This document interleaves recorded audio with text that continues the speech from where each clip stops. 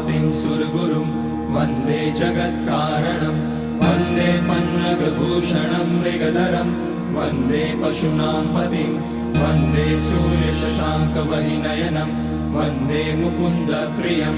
वन्दे भक्तजनाश्रयं च वरदं वन्दे शिवं शङ्करम् ॐ मृत्युञ्जयाय रुद्राय नीलकण्ठाय शम्भवे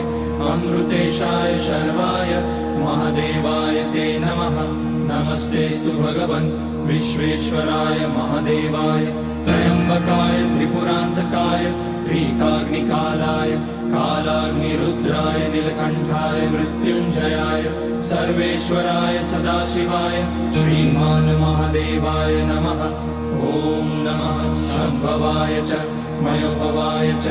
नमः शङ्कराय च मयस्कराय च नमः शिवाय च शिवतराय च ॐ